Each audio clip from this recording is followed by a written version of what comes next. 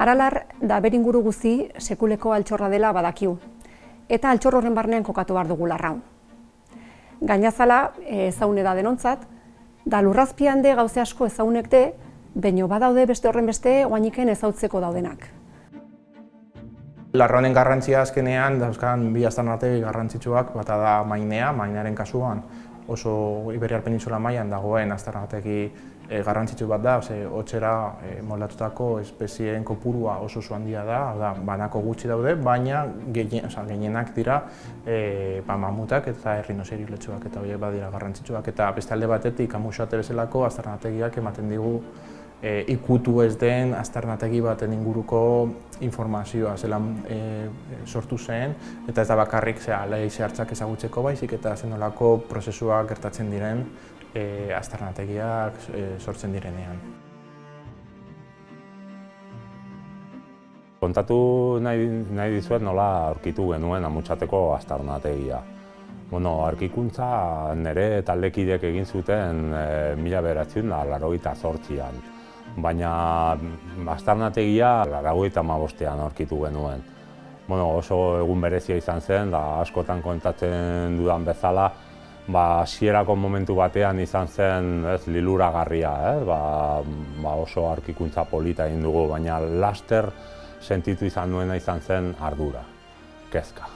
Honekin zer egin behar dugu, nola kudeatuko dugu, nola eramango dugun aurrera, beraz, urte hartan hasi zen oso abentura berezia. 28 urte irandu duena eta aurkikuntza horrek ona ekarri gaitu, Espeleus erakusketara.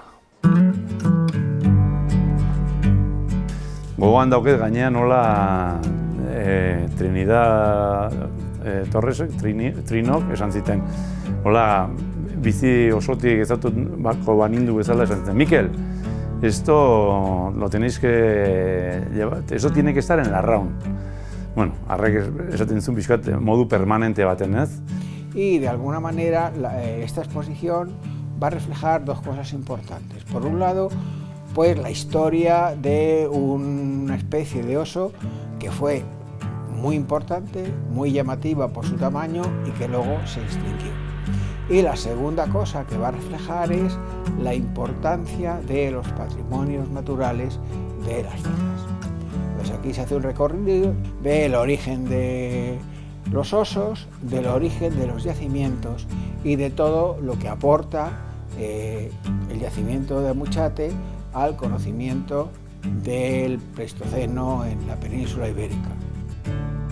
Para la Dirección General de Cultura, Institución Príncipe de Viana, volver con Spelius a Larraun, pues es un paso muy importante porque de alguna forma es la continuación de una labor que por primera vez desde el Gobierno de Navarra, reivindicando el patrimonio paleontológico, pues esa continuación es volver al lugar de origen, tratar de dar sentido a un trabajo institucional que también se realiza, pero en el ámbito rural y en el lugar de origen de todos estos fósiles que nos rodean en la exposición Spelius.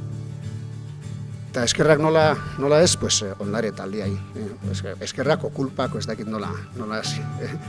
2017 nola kontaktatu zidaten, Guillemar Juanjo eta Juani, eta kobazulo batian ikusitako ezurren argazia bialduta, eske behi da honik baldaka interesata, eta bai hoixe baukala, eta, amuai heldu nion, eta behi da, non sartu nahi zen.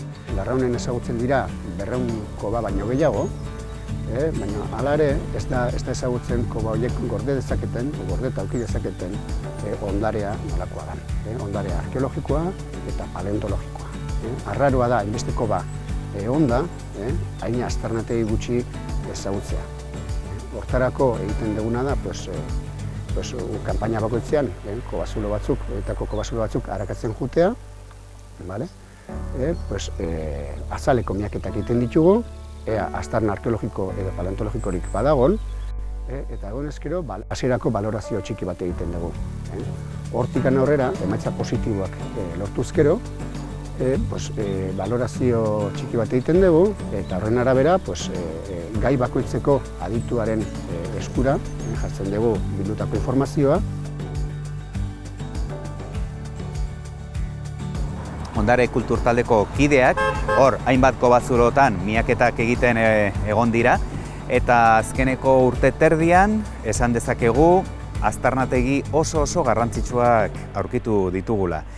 Gizaki aztarnategia, gizaki ezurrekin eta gainera beraiek egunerokotasunean erabiltzen zituzten lanabesaz oinarritutako aztarnategiak, eta gero oso importantea hartzaren aztarnategiak. Aurkikuntza bat berrian lanean gaude eta hor leize hartz 8 banako topatu dira eta adin desberdinetakoak dira eta laginak hartu ditugu karbono 14 jakiteko haien datazioa eta beste alde batetik posiblea den jakiteko aztarnategiaren sorkuntza.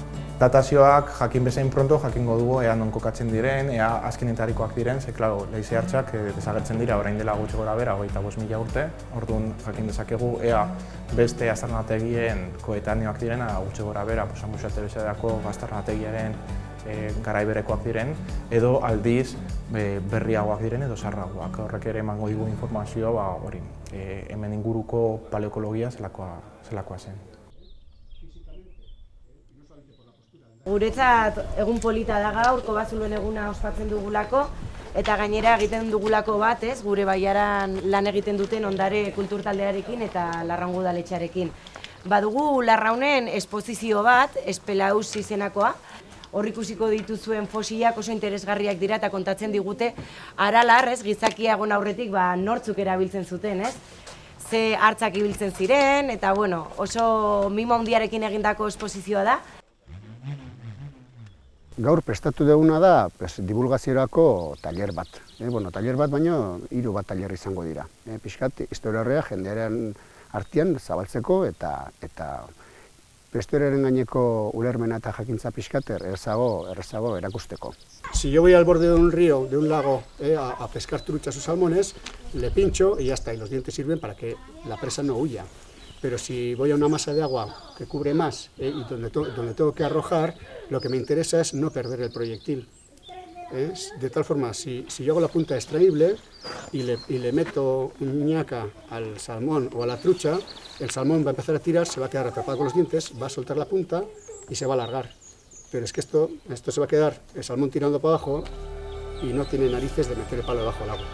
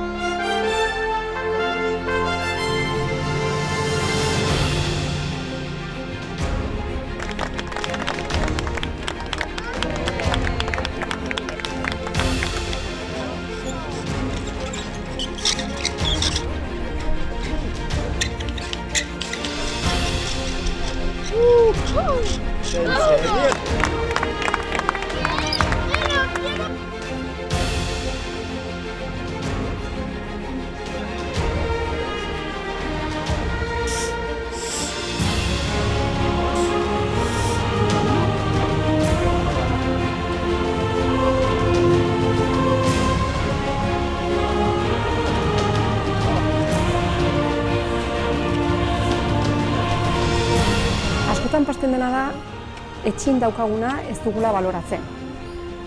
Eta zentzu hortan, larraundarrak oso harro egon behar da gure ondareaz. Ondare naturala, noski, kulturala, eta baita arkeologikoa eta paleontologikoa be. Eta ondare hoi, zaindu eta babesteaz gain, ezautzea ematea eta merezi duen lekuan kokatzea izan behar da gure erronka. Eta oso guztua gaude, eta pesatzen dut arrakasta izanen dula, ez arrakasta jendea etortze hortatik, pixkat arrakasta enpoderazio hortan, ez? Gure baiaran, hau iken nahi da, hau egin da, eta gau eginen da, ez? Pixkat hortik.